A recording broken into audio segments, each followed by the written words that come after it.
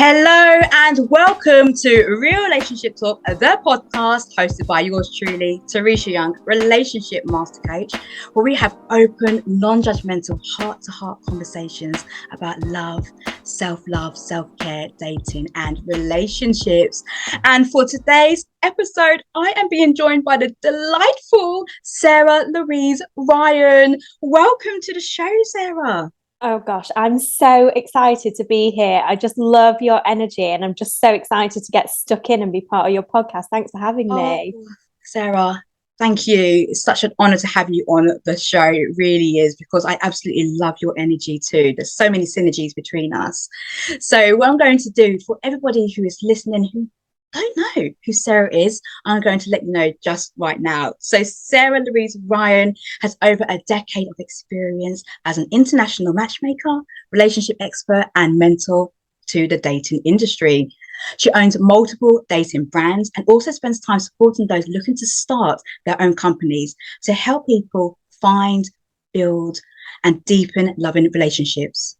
She is also a relationship therapist in training. Sarah is BBC Radio's go-to dating expert and has been featured in Vogue, GQ, CBS News, and Forbes. And you can find out so much more about Sarah over on her website, sarahlouiseryan.com. Sarah, again, thank you so much for joining. I'm so super excited because we are in the same niche. And I think there's so much information, wisdom, tips, nuggets that we're going to be able to share today. So for everybody else who wants to know a little bit more about Sarah, can you give us some insight into some of the highlights of your journey so far that led you to becoming an international matchmaker, a relationship expert, and mentor in the industry? Oh my gosh, some of the highlights, so exciting. So a little bit of like baseline background is that I graduated from university in international marketing in Manchester. I'm Mancunian from the north of the UK, and I always wanted to move to London. And so I did in 2011. I had a year out of my degree, and then I was like, I want to do something in journalism or in fashion or in business, but I didn't know where I was best placed. And I started doing some work in the fashion industry for London Fashion Week. And I was like, oh gosh, this is not for me. It's all about products. There's nothing about people. And I just didn't know what I wanted to do, where I wanted to go in my career, but I knew I wanted to be in a big city such as London or Manhattan or something like that. And so I started looking for customer service based roles with people, and I came across this kind of thumbnail ad way back when in the corner of Google, when Google used to do thumbnails on the side. And it said junior matchmaker sought in Mayfair dating agency to connect single high net worth professionals. And I was like, talking to people about their love life all day, every day. That's for me. So I had a lot of gumption, we'll say, and I called the dating agency. Yeah. And I sent them my CV and I had no response. And I was, a bit impatient, and I still am. However you want to look at that. And so I called them and I was like, have you received my CV? I would like to be interviewed for the role. And so then I did. I met the owner of that Mayfair dating agency in my early 20s. And we ended up having a 6-hour conversation rather than an hour interview about the plans for the future and all of that jazz. And it was really apparent that I was a good fit for the role, for the company, and that I could see a career in chatting to people about their love life. And I have qualifications in psychology at the time, but not as much as I do now. But my focus was on business. So there was a synergy on the business side of things and also with the people, which was super important. And so kind of skip to 2022, and I'm here now with my own dating brands. I've got one online brand, but 2 dating agencies, a coaching company, and I'm training to be, which is my lifelong next decade, hopefully, and thereafter. Fascinated by couples who really love each other so much, but want to overcome the hurdles and find the way back to each other. The reconnection, I feel, is my next chapter, working in people's love lives. But for the last decade, some of my highlights have been I don't know, so I lived in Manhattan for a couple of years, and I was working in niches. I was working for high net worth high flyers who lived globally, looking for somebody who was also a global traveler, intellectually stimulating. And so I was traveling all over the world, connecting singles in Miami, LA, New York, London, Tel Aviv, Singapore. And so a highlight was a marriage just before the pandemic for a couple that I brought together. I think he was in Germany and she was in Switzerland, and you know, he'd had a gazillion dates and so had she, and then they found love and got married. I went to their wedding in Israel, and they've got a family now, and that's a big highlight, you know, seeing the success stories. All of the PR, that's lovely, you know, like all of the glossies and news channels and things like that, but that's not my why. Like that's great to spread the word about what you do and where you're doing it and how you help people, but the why is seeing the success stories, and also the people who you support in changing their mindset around finding love, and then are able to go off and organically attract and align themselves with the right kind of person. And those kind of conversations that you have either in a coaching setting or complementary when they come to a matchmaking agency, and how you have a conversation with them that's so honest and authentic that they are able to gain clarity and go off and find and attract love themselves. And when they come back saying that one conversation that we had for an hour over a cup of tea in London changed my life, because then I was in Waitrose and I had the confidence to chat to a guy that I found attractive, and then we went on a coffee date, and then things built momentum. So it's the little things that make up, I guess, my career highlights, and all the way to big speaking events, and you know, recently being asked to go and speak at Stanford to talk about building dating agencies, which is incredible. Yeah, that's so good. Sarah, absolutely amazing journey to transition from fashion also into the love connection there. And there's so many things that you said there that I want to explore with you. So, no, firstly, what you spoke about was like the mindset around, I guess, dating, matchmaking. What are some of the mindset challenges, I guess, that you find your clients have when it comes to exploring love? Gosh, that's a really interesting one. And I often see trends in mindset. And I think that's a lot about what people are singles or those in relationships that are not kind of working out what they're digesting on social media as either the swiping mentality or toxicity or red flags. So it's whatever's currently trending is what people are consuming and digesting, and making it mean something about them and their dating journey and their relationship. So I actually see as much trends in mindset and as that kind of show up as hurdles for people. So at the moment, I would say it's fear of rejection, and rejection itself because of the multi-dating, grass is greener mentality. So the swiping culture sees an absolute paradox of choice, where there's so many singles at each other's fingertips as they use apps, but then they're like, oh my gosh, there's so many singles, but I can't find one. But actually, if you kind of take a bird's eye view of it, yes, there's a lot of profiles out there. Are they all single? That is questionable. Are they all looking for, let's say you're monogamous and looking for monogamy, are they all looking for that? Are they looking for a committed, connected relationship, or are they looking for a hookup? So yes, there's a lot of people and profiles, but actually, are you swimming in the right pools with the right kinds of people for you? So it's kind of just a lot of singles assuming that everyone in one app is looking for the same thing that they are, and then when they haven't found that meaningful relationship, assuming that all the good ones are taken, but actually there's a lot of ones, but are they the right ones for you? So it's a lot of rejection, a lot of fear of rejection, a lot of people talking about things in a negative way, such as red flags and toxic relationships and all of that. A common theme is something that you'll know a lot about is how to build confidence or the lack of confidence on first dates. And then when I lived in New York, what I was seeing was people dating. It was common for singles to date maybe 5 people at a time. Where they had the time, I do not know. You know, in such a busy city where it's on to the next, a lot of division of energy for themselves, energetically, kind of splitting themselves between, let's say, 4 or 5 people, but never fully showing up for one. It was really interesting.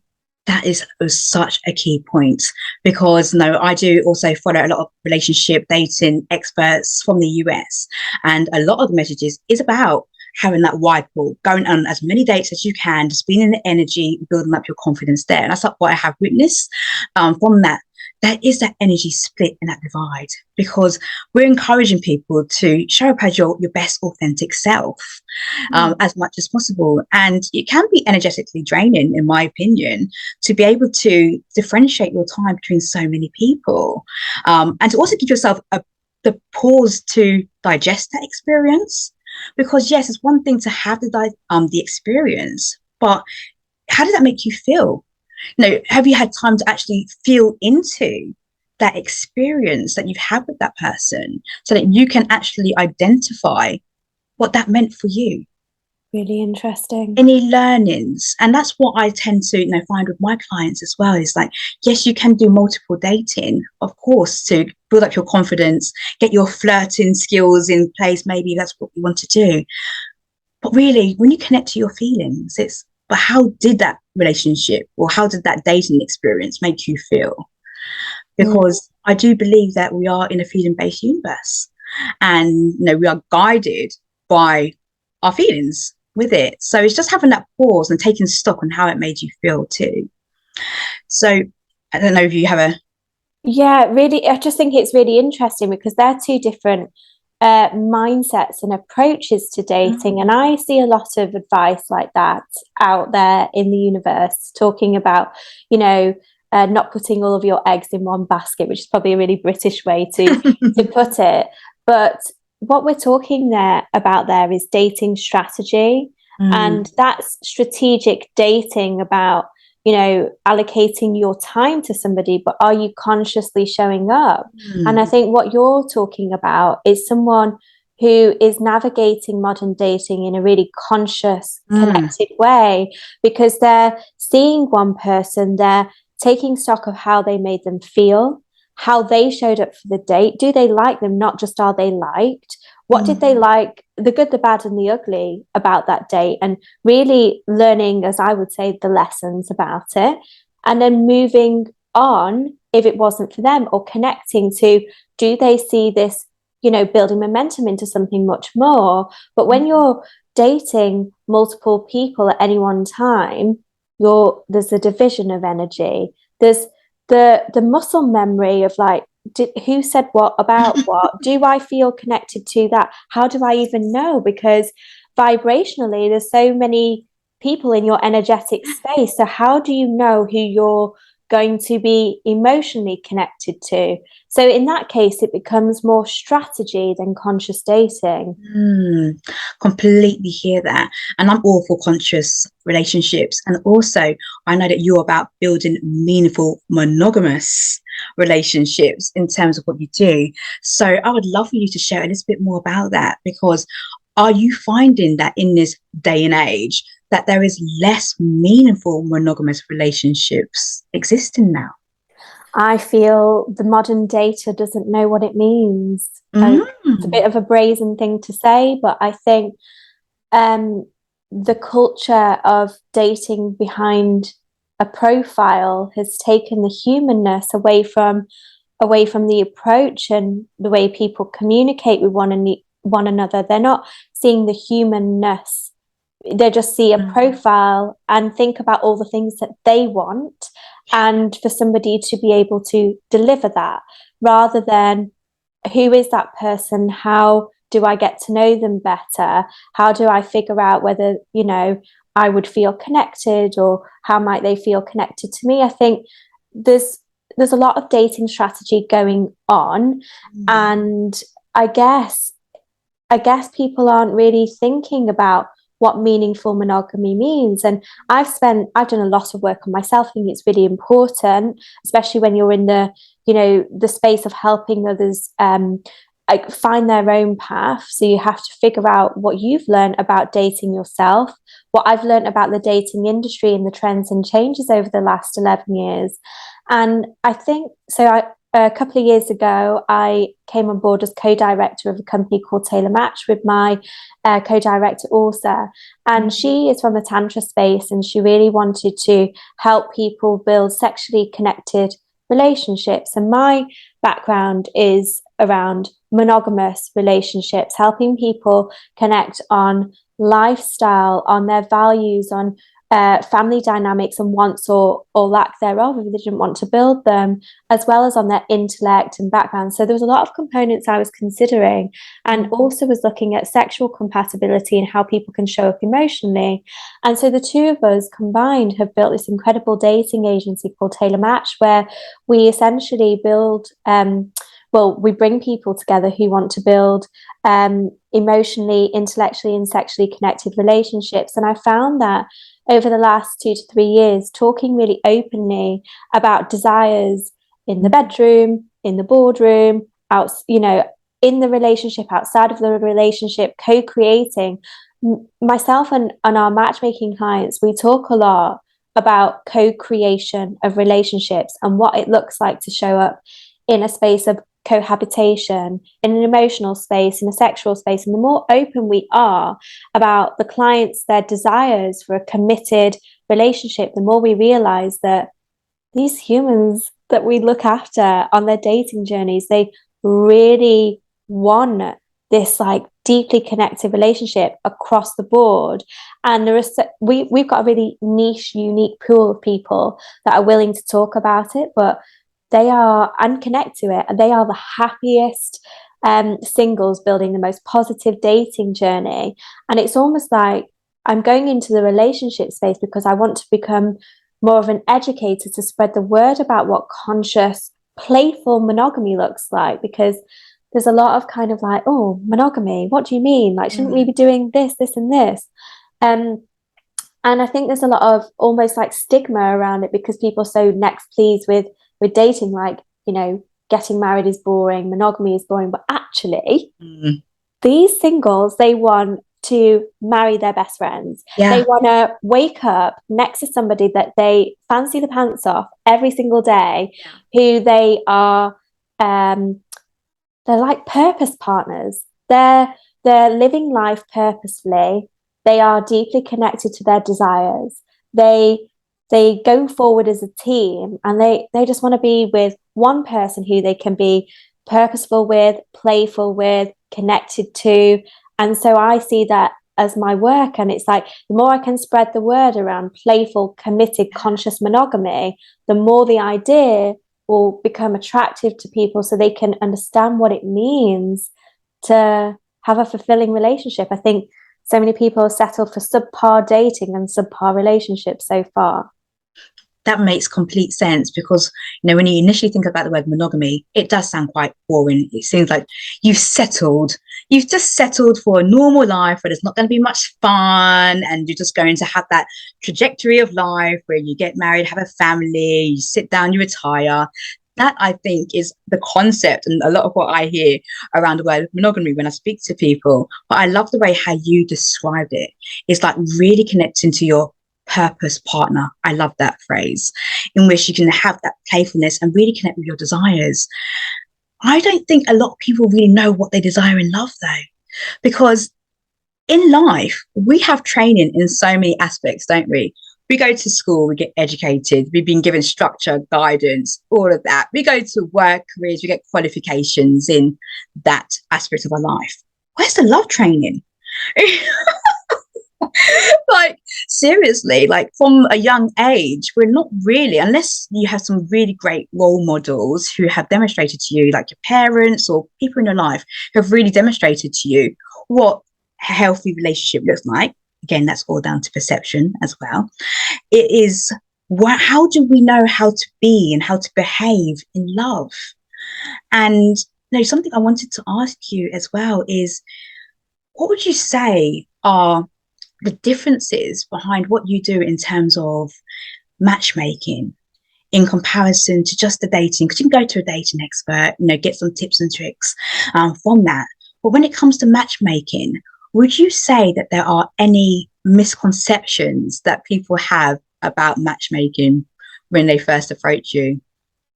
Misconceptions. Oh my gosh, yes. I mean, when I'm finish my matchmaking career and write a memoir, you'll hear all about it, no doubt. But yeah, I think people come to a dating expert or a dating coach looking for, as you said, tips and tricks and strategy to navigate modern dating to actualize love on their own. They want to change their mindset or change their approach.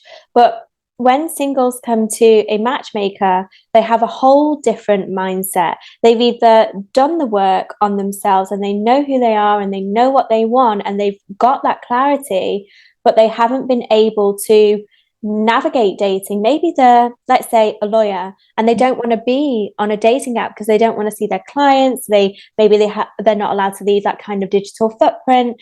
And so they want to meet people who align with them in their lifestyle, their intellect, their background, who they're creating conscious relationships with.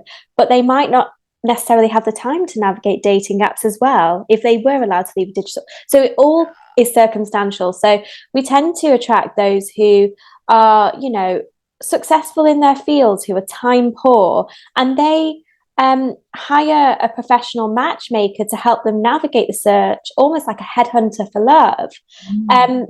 Just like they'd hire a personal assistant or a personal trainer, because they know what they want, but they aren't able to allocate as much time as other people might be able to. To answer your question about misconceptions, I think it doesn't matter the background of a single that comes to a matchmaker or their wealth or their lifestyle, anything like that. If somebody comes to me with a shopping list because they think that I can just go to, like we say, Waitrose and buy that person for them, it's not going to happen. I see matchmaking as a collaboration, and I really manage the expectations of singles that come to a matchmaking service. Listen, if Amazon Prime delivered what you were looking for, you would have ordered it yesterday, but it's not like that. It takes time. And I often say we deal with human beings and not products. So as much as, he might be looking for her and she might be looking for him, and we're looking at, two different box ticking checklists, so to speak, of they both speak 6 languages and they both want to have children. They're both in their mid-30s and they, have, a specific religiosity, whatever it is. You can bring 2 people together, but you can't make chemistry. That's something only 2 human beings can feel, in that dynamic, when they're attracted to each other's demeanor, when they are feeling energetically, emotionally, intellectually, connected, and then the physical attraction builds. It's the science of falling for one another. Like, it doesn't matter what you've got on your checklist. If you're not, vibes don't lie. If you're on a date and you're not vibing it, then it's just not going to build anything from there. I always say give it 2 dates anyway, because first date jitters and nerves can really take over. But ultimately, I guess a misconception about matchmaking is that somebody who wants to hire a matchmaker and collaborate with them can just provide a checklist and the first match will be their last match. It's not the case. Okay, there's a process with that. Something you spoke about there is the word chemistry as well. Would you say, because I do a lot of reading, I've heard that there's so many different, levels of chemistry. There's 12 different levels of chemistry: emotional chemistry, sexual chemistry, intellectual chemistry. Chemistry is quite a broad term. Would you say that there is a difference between chemistry and connection, or are they interchangeable? Oh, there is a difference, and it's also interchangeable. It is a minefield, I know, but I guess that's why you and I are in business, because we're able to help people kind of navigate that. Yeah. So chemistry, you've got all those different factors Yes. and variables that you just mentioned, 12, I think you said. Yeah. And so there's all those different ways that you can feel the chemistry with someone. You might feel, oh my God, I fancy the pants off that person and I feel sexually connected to them. Yeah. I'm attracted to them, I'm drawn in, but actually, there might be something in your brain that knows their values aren't aligned with my values. They don't have the same wants as me. They don't want to build the same lifestyle as me. They're not on the same page as me. You know, I think you can feel the chemistry with someone and want to be on a date with them or be in bed with them or be in their energy. Yeah. But then, you know, there's also a lot of components that come with the longevity of connection, which is aligned values, wants, goals, communication. Like chemistry is a feeling. It's the dopamine and the serotonin going around our bodies and the way our brain connects to a human being. But connection is also, you know, it's heart and head. Do I see myself being with that person, and can we communicate either in the same way or do we understand each other? So then, and the interchangeability of chemistry and connection, I think that's where the special stuff is. That's when love and the foundations for love can build. Oh, that's such a beautiful description. And I so hear what you're saying there, because it's that depth as well that you get behind. Chemistry is like a spark, isn't it? It's like boom. It's like when you're in science and you do a project and it's like boom, like sparks fly, chemistry. Yeah. And then you've got the instantaneous. It is. That's it. Instantaneous. You get that explosion. Boom. It's like wow. And then the connection starts to get deeper, especially when you think about the values, the goals, the morals, you know, your interests, you know, what do you stand for? And that is something that you can't necessarily understand on a first date or when you first start to meet with somebody or have a relationship with somebody, because that builds, you know, the connection can really build. And that's how I see it. It's like it just builds. It kind of, you get that momentum. Yeah. Connection builds and deepens and really solidifies. It's like the mortar between the bricks of chemistry. And you need the connection, you know, to keep things strong. But chemistry without connection is not sustainable for any romantic relationship. Chemistry itself it's like a flame. Sometimes it's simmer heat, and then sometimes it's fire, you know. And chemistry is not sustainable at a specific, you know, height or depth. It's the connection with the chemistry that builds a relationship, for sure. And this is why I said there's no training. There isn't really, you know, you can't say one rule fits all, because it really is unique and personal to that person in terms of what they are seeking and what they are looking for. And as you said when we started our conversation about what we see on social media, you see couple goals, relationship goals, and we start to compare where we are to somebody else's life. And it's having that deep dive to say, but what is it that I want? You know, whose life am I living? You know, whose dreams and desires and goals am I living and working towards? That does take a deep dive into knowing who you are. And I've been following your work, you know, for so many years, and I can see that you very much are about knowing who you are. It starts with yourself. And that's what I see from what you put out there, is that it begins with yourself. Yeah, it absolutely does. And, you know, I talked about my next chapter being about helping couples who want to become more conscious about themselves, how they show up in a relationship for their partner and with their partner. And, you know, specifically during the pandemic, I really took stock about relationships and where we're learning it from and how we're learning it and how we're, I guess, kind of blindly navigating our way to building a relationship. It's trial and error because we're not taught it. You know, there's I mean, like you said, healthy is subjective, but there is probably a really small percentage of people that can say they had a healthy relationship to look up to in their peers when they were younger. And I do see it as almost a mission, over the next decade to start working in schools to teach about what healthy relationships, interpersonal, across the board, looks like, because nobody teaches you how to communicate in friendships, in family dynamics, in romantic relationships. And so, young adults are only learning about connectivity through peers, which weren't always healthy, and porn. And so how do they know what a healthy, conscious, connected relationship looks like? They really don't. Absolutely. And this is where people like yourself, expertise, and myself, we step in to impart that knowledge and that understanding to people, because it does start at a very, very young age. And that education in schools, I think would be absolutely amazing. Lifestyle skills, love skills, connectivity skills from such a young age would be so helpful for building that understanding as you get older as to what that looks like.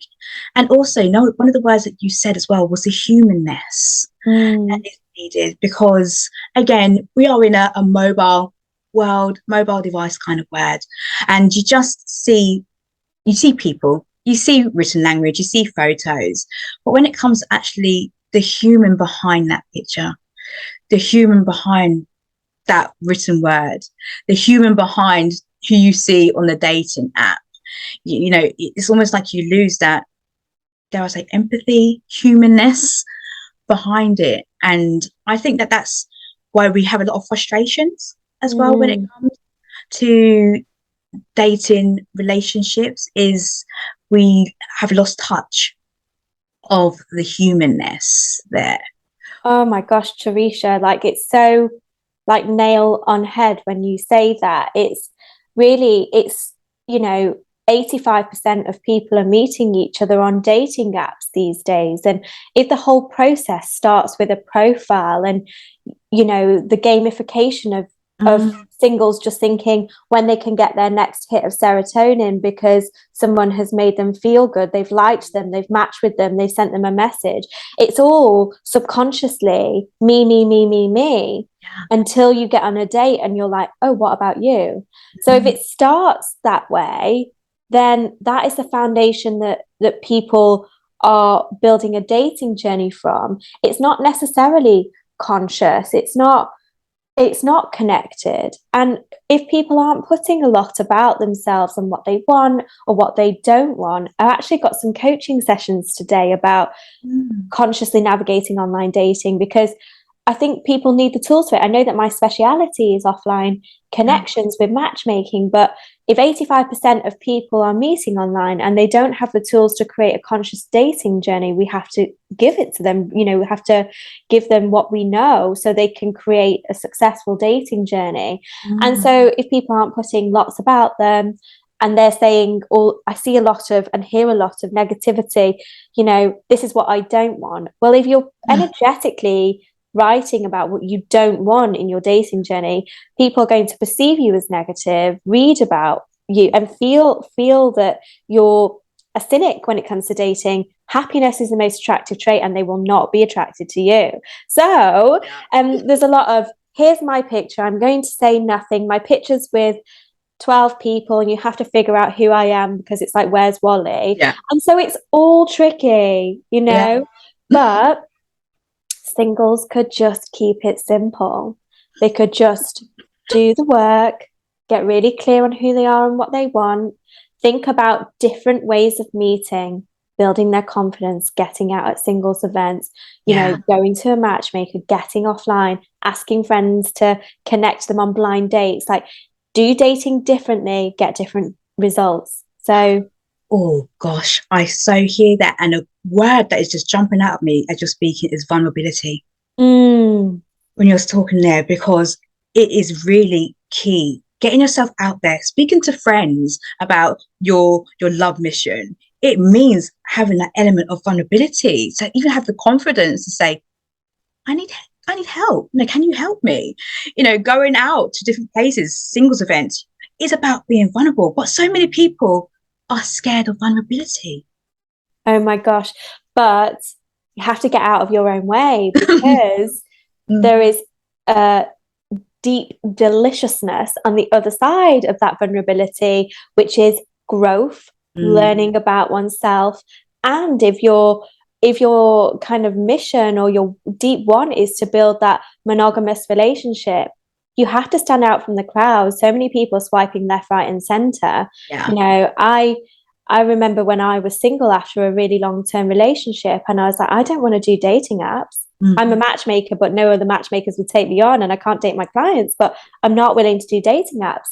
And that was how I felt at the time. And so I made it my mission to wear red every single day for like 30 days, colors, bright colors. I really wanted to kind of like, and you know, I really kind of was faking the confidence until I became it. And it was me saying hello to somebody new every single day. And I got, you know, in a coffee shop, in a bar, out with friends, who's that? I'd love to say hello. And just all those new interactions and experiences, and like the new neural pathways, creating memories, made me feel alive. And that really showed up on the dating journey. And I was having people ask me out on dates organically all of the time. That is beautiful, because that's a beautiful expression of just getting out of your own way, firstly, and getting into daily habits. So not necessarily with the intention, I'm going out there to find my love person, to find my purpose partner, but just by having conversations with people, smiling, you know, just saying hello, you're just getting yourself out of that comfort zone. And you know how a comfort zone works is that the more that you stretch yourself and bounce back, your comfort zone becomes wider. You create new comfort zones, because like you said, you're firing off all of those neurons, you're feeling good about yourself. You're getting the return good morning, or how you doing, the smile, the organic dates. But it's just those small things. It doesn't have to be massive action. It can just be the small things that suddenly creates this new habit, and hey, your comfort zone's widened and you feel less vulnerable.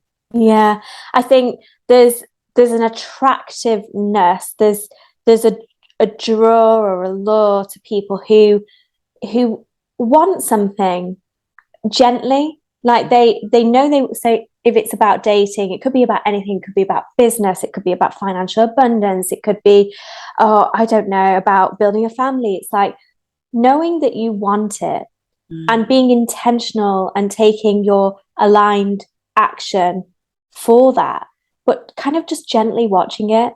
And so it's like taking your aligned action every day, doing little things that are with that purpose and that goal in mind, but not creating the resistance and the frustration because you want it so hard that you are pushing everything out of your way to get it, because that creates a negative energy. So it's just kind of knowing you want something, patiently kind of watching it.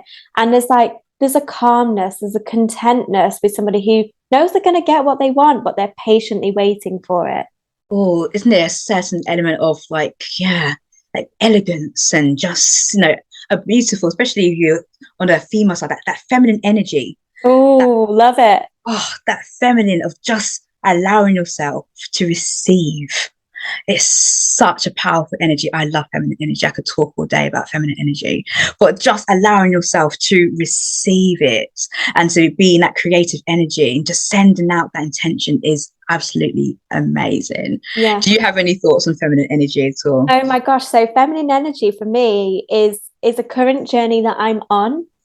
So I started reading about polarization, feminine and masculine energy, and I realized that you know, over the last decade, probably before my now partner who lights me up so much, I used to always be in my masculine, that I can do it, I don't need you, I'm capable. And so it's like, I want you but I don't need you. And the vibe that gave off in dating, you know, running my own businesses, living, you know, across the states, across the globe, traveling a lot, you know, having my own financial security, businesses, knowing what I want and getting it yesterday. But the masculine energy that was creating, but actually in my relationship, I really craved the sensuality and the feminine energy and the openness and the softness and the grace. And I started doing the work on it a couple of years ago, and I fully embraced the feminine, and it's made me gentler with myself, more compassionate, empathetic with my businesses, with myself, with my dating journey. It's made me more my dating journey for my clients, sorry, and my own dating journey actually in my relationship, and a better communicator. Yeah. How funny. It's not here's what I want and here's when I want it. It's here's what I know that I want, but how do we co-create it? That is such a divine way of explaining that. Co-creation. Co-creation, with your partner, and to know that you can do it together, because the feminine energy is such a beautiful, powerful energy to be in. It's not about being submissive or a weakness, or you're being a doormat and not standing your ground. It's completely the opposite.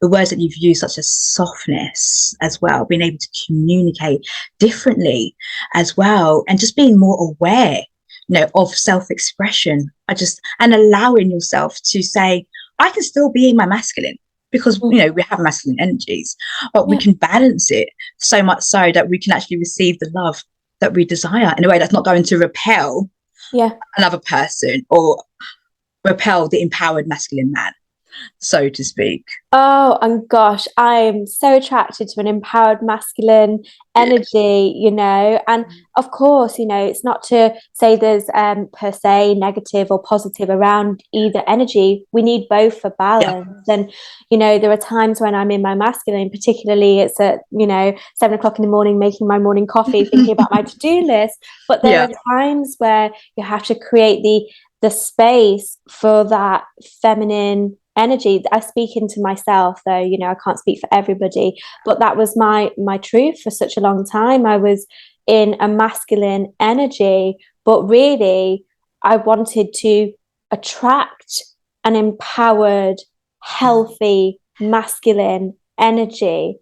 And I don't think I knew what I wanted, or I did, and the work started with me to attract that, So I have done my therapy, I've done my own coaching, I do my exec business coaching, I've done my reading. And I think if you're listening to this podcast and you're, a fan of Teresha, and you're like, where to start the work, get some really good books, book in some coaching sessions, get really clear on what you want, and then go forward with grace around it all, I think. Absolutely. Because when I started just like this to learn about the feminine energy, wow, for me, my vibration changed radically. And again, I was very much in my corporate human resources management background. I could very much be in my masculine energy. So when I started to learn about it and teach it to my clients as well, they have just seen so many transformational results because of tapping into that energy. So again, people listening to this, I would inspire you, particularly if you are a woman listening to this, just to understand a bit more about what the different energies are and how you can amplify them to your benefit. So Sarah, you have spoken about being with your now partner, and some of the lessons and the learnings and the energetic changes that you've had. I would love for you to share with us a little bit about your relationship journey, really, and any kind of current or your current experience, your past experience, and any key learnings that you've had about romantic relationships. Oh gosh, it's such a big gosh, it's such a big journey, and I'm so open about it, and happy to step into the vulnerability of talking about myself. And I think we become great teachers when we have our learnings and we've taken stock. And I think broadly speaking, I was in a very long-term relationship in my 20s. I didn't know myself in my 20s, though. It was a really happy relationship, and it was connected in that time in the way I knew how to connect to what I wanted. And then I've had little relationships in between, but the relationship I have now is my most significant to date, not because of its its particular lens, that, you know, it's been under a couple of years, but the connectivity is deeper than I've ever experienced. And that's because in those years after my long-term relationship, I did a lot of work on myself. I had counseling or therapy, however you want to label it, and really understood, you know, how to heal my heart and my own traumas, and what you experience in developmental years, and your conditions of worth, and what you know, or you think you know yourself to be worth. And so I guess in my 20s, I'm now in my mid-30s, I didn't really know what I was worth. And I thought it was like, you are in a relationship and then you just do. But I never really thought about boundaries and getting to grips with what I wanted. So if I didn't know what I wanted, how did I know how to communicate what I wanted? And how do you know, this is the work I'd love to do in schools in the future, like when you learn what you want, how to be less of an I and more of a we, so you can co-create and you can be graceful and say what you want with so much love. And when I think about my relationship now, you know, my partner and I, we're so conscious about what we want. We communicate really clearly. And, you know, there are times where, of course, we rub each other up the wrong way, and that can be circumstantial. It can be the day you've had, your mood, how much sleep you've had, whatever. But we always communicate what we want, what we like, what we don't like, with so much love. And the healthy masculinity in him is, okay, this isn't working for us. How do we do the work? How do I do the work? How are you going to do the work? How do we do the work? And we are always a we. It's like you look at relationships and you've got three entities. You've got you in your separateness from them. So it's like you and I, and then the relationship is a we, and it's like we work on ourselves, we do us separately, our passions, our purposes, our goals, and then our relationship together is a whole different ball game, a different entity, where we're consciously connected about what we want sexually, emotionally, intellectually, for our future, for our, you know, we try and leave no stone left unturned. And there is a deep consciousness with that, and we love it. And I love him. Oh gosh, that's so lovely. It's that word, the deep consciousness of the relationship that you experience with each other. And would you say that there is any sort of structure behind that communication? Would you say that we sit down once a week and we do a relationship audit? What's worked? What's not working? Or is it just free flowing? It's really interesting. I heard about relationship audits a few years ago, and I thought it was a really interesting concept. And I still do think it has its place and its space, and that couples should do that. I don't recommend it on date night or your anniversary. It's like a whole different thing where you sit and have a glass of wine or a cup of tea, and you create physical space for each other to talk about what is or isn't working. And I think with my partner, we do that, but it's not set. It's not on a Thursday we talk about what's not working. It's like, I'm the kind of person that if something I don't feel is serving us, you know, and helping us grow and be the best person for each other and for our relationship, I can't let things harbor until you set a date to talk about your relationship, because we have our present, and we want to be present for each other. And it's like, if you hold on to that energy of something that isn't serving you in your relationship until a day that you've decided you'll discuss it, then what resentment and resistance and negative vibes are you creating? So I'm just like, look, this is how I'm feeling about this. How are you feeling about this? And it's always like creating the open communication, but it's like, well, here's what I feel I want. What do you want? So it becomes about we. It's the narrative that you're creating, the trajectory for two. So I was thinking about this morning when I thought, Teresha, she's a good comms girl. She's going to want to talk about communication. I really thought that. And I thought, you do know that, yeah. Yeah, I know that about you. You're such a good communicator, and I imagine it's a big part of your life. And they say the key to a good relationship is communication. Communication is key, but actually, kind of makes me a bit cross because you hear that, but no one really ever explains what it means. And for me, I think about it often. It's about doing the work on yourself, on how you communicate, you know, your love languages, your attachment types, your energy. How are you communicating when you're in your masculine, your feminine? You know, understanding how your partner attaches, their love languages, how they communicate. And it's like doing the theory so you can be practically present for your partner. So communication is key, but what does it mean? It means to understand yourself, to understand your partner, to have this two-way, free-flowing, loving street of words that are exchanged. And then it's physical communication. Like for me, like sexual connection is something I want to eradicate so much stigma around this conversation. Like you're in bed with your best friend that you fancy the pants off. You have to understand what your libidos are like, what things you're into, what makes you feel sexually connected, where your energies are at, what you want to explore more of, what you don't. And I think communication is, they say it's paralinguistic, so it's our tone, it's our timing, it's the space we create for one another. It's linguistic, so it's how we're communicating those words with the tone. And it's also physical. It's like our physical connectivity, our eye contact. It's the simmering of touches that create the differentiation between your deep friendship with other people and the person that you want to be with for life. They get to touch you in ways that, you know, other people don't. It's like embrace that, explore that, connect with that.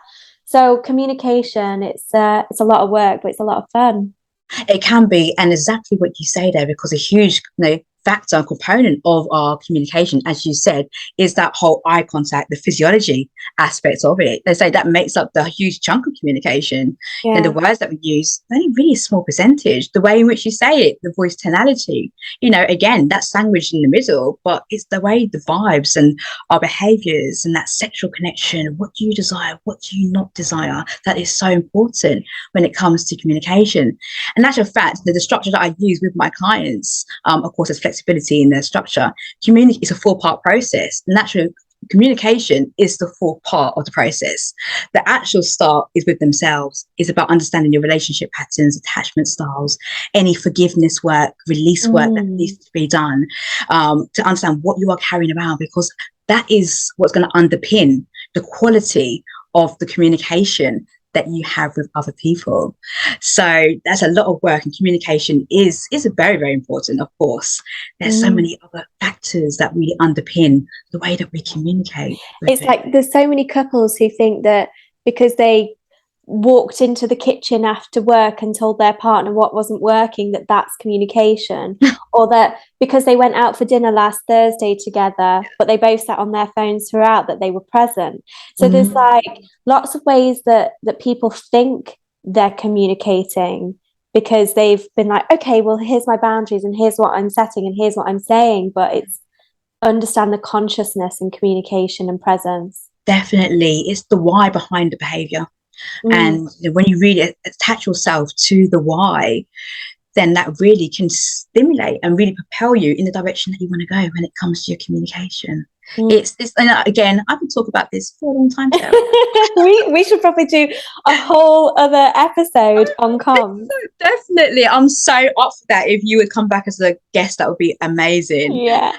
What I do also love to ask my guests is a personal definition of love. What does love mean to you in the context of romantic relationships? Oh gosh, it's such a big word and it's so little. Love for me is a conscious co-creation of life together. You know, it's the chemistry and the connection and the communication between two people that is unparalleled, where you get each other, and in the moments that you don't, you seek to understand. And there's unconditional love in how you feel, but you've got conditions with your boundaries because you love yourself just as much. Mm, It's the separateness of the things that you do that are different to one another, that make you intrigued by each other. mm. And it's ultimately friendship. It's you're deeply connected to your best friend, and you navigate life together. And for me, that's romantic love. I'm just letting that sink in, Sarah, because my heart is vibrating with everything that you just said there, because that was such a beautiful description. I know that's very personal to you, but I'm sure that will resonate with so many people, just as that has resonated with me. A lot of what you have been sharing, and I love this reframe, Sarah, what you have been sharing today, is really when you're thinking about love, is to tapping into the togetherness of it. Because we can go, what do I want in love? What's in it for me? There's that term in business, with them. No, what's in it for me? But it's like also, what's in it for them? What's in it for us? You know, I love you, but I also love us. It's just, I just love the way how you describe that whole piece, is that you have somebody to complement you, not to complete you. It's just all together. That was so magical, that share. It really has tapped into that. So I also would love to know a bit more about, so when you're saying there about togetherness, the we-ness as well, and that whole, it's okay to have that separateness as well. Yes, beautiful. Yeah, You want to because know? I want to know a bit more about that and why it is okay to have that separateness. Oh my gosh, it's so blooming important. I think so. As far as the science of attachment goes, is that when we first are drawn to somebody and the chemistry kind of simmers down and it's not sparks and we're getting to know each other to connect, what draws us into somebody when our values and our intentions are aligned is the the spark of the flame is kind of intrigue. We're intrigued by their differences. It's kind of seeking something in them that's admirable, that you perhaps want more of in your own life, almost like a projection of potentially a lacking or a feeling of lacking, but wanting, like there's something in them that is so drawing for you that makes you feel attracted to them. And so the more you become attracted to their differences, maybe it's how they see things differently, but communicate them in the togetherness with you, or maybe it's their hobbies. For me with my partner, or speaking to it personally, like he is really into like wild camping and exploring the beautiful nature in this world. And for me, I have lived in London and Manhattan all of my adult life. And so, city girl that's gotten lost in the countryside. And so I was intrigued by this in him, and the kind of Bear Grylls-iness in him, and also deeply attracted to the what I found to be like healthy alpha. And I was like, I want to learn more about this and how you navigate life in this way. It's not like all cocktail bars and me in 6-inch heels. Okay, I'll give that a Mm. go. And so that's my personal experience, but for anyone listening, it could be anything about the person in front of you that you feel consciously connected to, and you're like, oh my gosh, they're different, they do something differently to you, and that's interesting. But then when we do attach, what happens is we humans want to become more one. So we end up doing things similarly. And that's a good thing when you build the foundations for trust, of respect that builds into love. And so it's spending a lot of time together exploring each other's differences and separatenesses. And so when you do that, you understand them more, you feel like you get them and how you work, and they get you, and you feel seen and whatever, and you explore, and there's new memories that you're creating with them. But then when you feel attached and you're in a space of trust and love and respect, keeping that separateness is what keeps that flame of desire going. So for anyone that's listening in and they're like, oh, me and my partner, we spend every waking moment together, it's actually unhealthy. And the reason being, for so many relationships seeing the demise of their connectivity during the lockdown, is because we didn't have this sense of separateness. You know, if you know what your partner's doing every minute of the day, and you know where they've been, who they've seen, what they've been up to, what do you explore with them? What do you feel like you can predict them? What's desirable about that? You feel like you can finish their sentences. There's something beautiful in the friendship of that, but also for it's kind of like Esther Perel calls it the eroticism of desire. So there's eroticism in the conversation about where did you go? What did you do for the connection? So if you like yoga, do yoga, you know, if you go and do that, if he or she or they don't like it, go and do it and do you. Because like when you invest in yourself and you love yourself, your partner will find that really attractive, because you're saying our relationship matters and you matter, but I also matter. And so I'm going to do my things, my purpose, my passions. You're going to do yours. And we're going to come back with this togetherness. And we're going to explore what you did, who you've seen, your friendships. And that's why it's also healthy to have separate friends. You know, lots of couples have couple friends. But what about, you know, it's like we're a cake, right? And our partner gets to see most of our slices. But there are other slices of us that, you know, we want to explore with our friends. And it's like the more you're together with someone, the more, you know, you don't lose your inhibitions perhaps, and you want to lose your inhibitions with your partner. So the eroticism of desire is to go and do you and come back together. I love that depth of that explanation there. It really is. It's that desire, isn't it? It's that spark as well. It's almost like a little element of the chemistry that keeps the chemistry alive as well. When you have that separateness, so you can come back together and share those experiences too. The curiosity, have an element of curiosity in your relationship too. So it doesn't feel like you're just doing the same thing over and over again, and you're just expecting the same thing. Yeah. So like for couples that were locked down in the same four walls and wearing the same jogging pants for the whole of the pandemic, and hearing each other's Zoom meetings, telephone calls, watching the same movies together, eating the same thing every night, you know, I did a lot of talks and lots of articles about how to keep that flame of desire going when you're quarantined together, so to speak. It was really tricky for so many people, but for those that made it through, they were obviously keeping the spark alive by doing separate things. Absolutely. And it's those habits that you can still continue, even though we are moving outside and the world is opening up, still get into those habits of having that separateness and keeping that spark and that flame going. Sarah, this has been the most magical conversation with you. Thank you so much.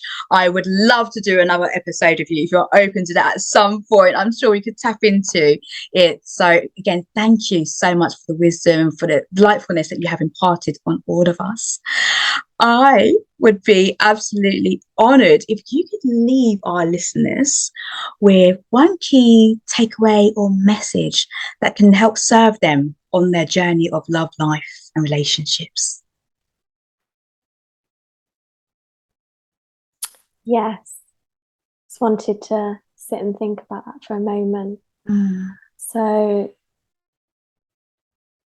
it would be to connect deeply, authentically, and openly. When you build a relationship, build it consciously and never sweat the small stuff. Beautiful. What a lovely message. Sarah, thank you so much. You have been an incredible guest. Thank you. I respect and honor you so much for sharing it. Oh, I've loved being on your podcast, Teresha. Thank you so much for having me. What a pleasure. Oh, brilliant. Thank you for being here again. And for everybody who has tuned into this magnificent episode, I want to thank you for your time, for your attention. And until the next episode, take great care of yourself and others too.